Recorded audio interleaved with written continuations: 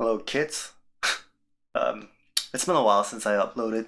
I'll try to upload more. I'm making this video today, as the title says, because Huion has sent me this tablet right here, which is the Kamvas Pro 20 2019 version. Um, fuck. One of my lights died, so I had to adjust accordingly. Where was I? Oh yeah, Huion sent me the Kamvas Pro 20 2019, so I have to make a review on it because they wanted me to make it. I'm not paid to make this video, and as you see in my previous videos, I am very direct and honest with my words. So I'll do that in this video as well. That being said, I hope I like this because I don't really want to shit on it because I'll feel bad. But I will if I have to. Anyways, let's go unpack it. This is the content of the box. We got the tablet. Here's the Canadian quarter for size reference. Kamvas Pro 20 2019. And we got the cables and the tablet stand. It's made of metal. Feels pretty sturdy. We got the manual, and then it came with 2 gloves, which is super nice. Normally they only give 1. Let's go install it and see how it works. So I've gone ahead and installed the tablet, which wasn't very hard. It was pretty straightforward, and I didn't really show you the pen, but this is the pen, and that is the pen holder. Goes on like that, and I believe there are extra nibs in here, which I can't really open with one hand, so you're just gonna have to take my words for it. I quite like my pens on the heavier side because I'm a fountain pen user, and these bad boys are pretty weighty. But this in terms of weight is pretty standard for a tablet pen, which is a little bit too light for me, but that is just my personal preference. There are 2 sets of programmable buttons on either side for right-hand and left-handed users, and they're very nice. If we take a look at the back of the tablet right here, you can see a little lever that you can pull to adjust the angle of your tablet, and it feels very sturdy. It's made of metal, as I showed you, and I'm pretty satisfied with that. I have been reserving this part to savor the moment with you guys. Let's peel this off together. So satisfying. Yes. Awesome. Now, I don't really want to go into the specs of the machine in this review because you guys can easily look that up, and there are like 20 other reviews on YouTube that has those information. What I'm focusing on in terms of this review is how it feels to me, how it feels when you're drawing on it in a perspective of a professional illustrator. That's what I'm focusing on. This is one of the scenes from my comic that I lowered down the opacity, and let's just go over the lines and see how the tablet feels. So let's open a can of Coke and get to work.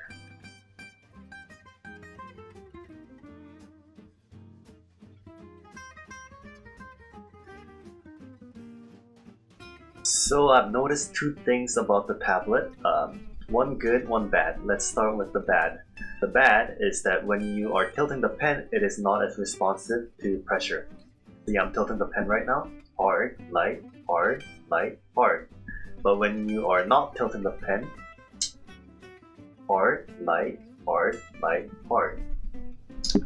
This is a minor problem, so I don't really like that. But one good thing that I found is that it responds very well to the lighter ends of pressure sensitivity. Sometimes, some tablets that I've used before don't even respond to how light I am drawing on the tablet.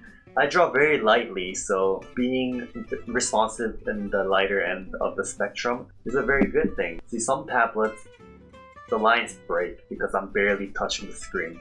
So that is a big plus for me.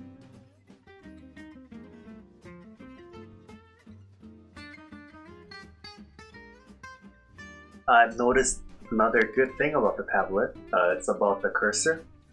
You know, some tablet, when you tilt the pen, the cursor goes off from the tip of your pen, but for this one, it really doesn't. So that is super nice. Another plus to this tablet is that it has a very large screen. I think it's 19.5 inches.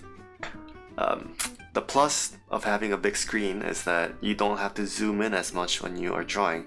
If you're zooming in too much while you're drawing, you might get caught up focusing too much on the details that you might lose the whole balance of the piece, which is never good. For this tablet, you don't have to zoom in to get those details because the screen is already very large.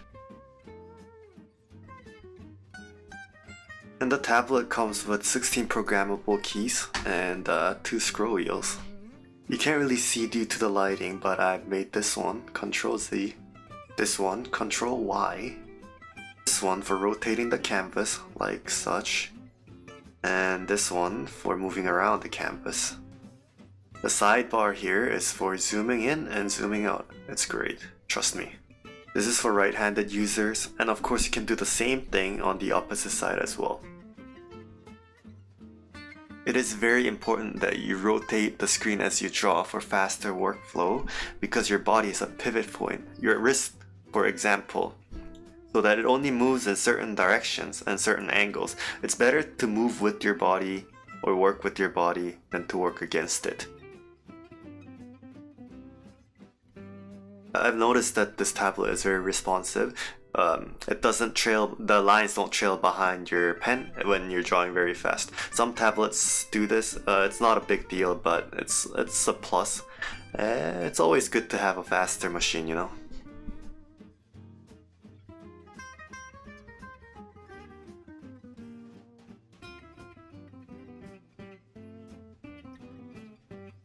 One of the most important thing I look for a tablet is whether if the screen is bonded or laminated.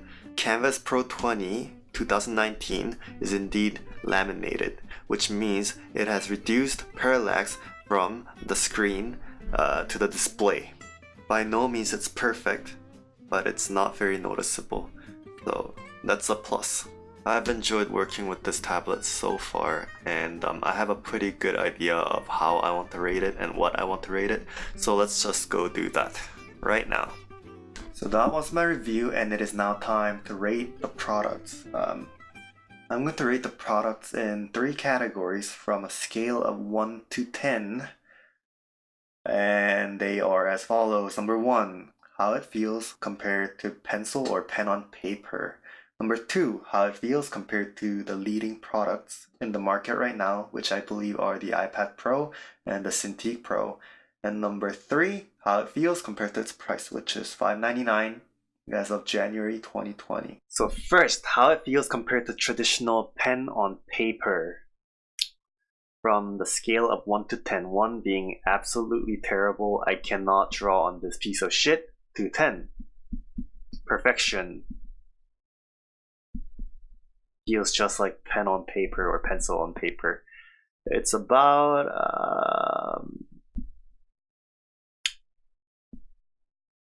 6.5. One good thing about this tablet is that the screen is not very slippery and it's not very reflective, so that's really good. 6.5. And for number 2, for the second category, how it feels compared to the best drawing tablets in the market right now, which I think is the Cintiq Pro and the iPad Pro. 1 being absolute garbage to 10 being about the same as Cintiq Pro. I would say this tablet lies about here, 8 out of 10. And for the final category, how it feels compared to its price, which is $599 as of Jan 2020, I think it is about the best you can get for this price.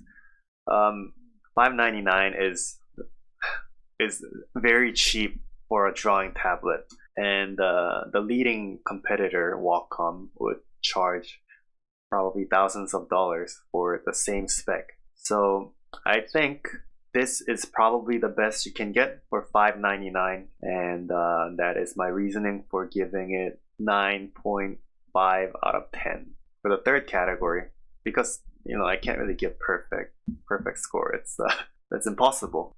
9.5. 9.9 out of 10 for how it feels compared to its price.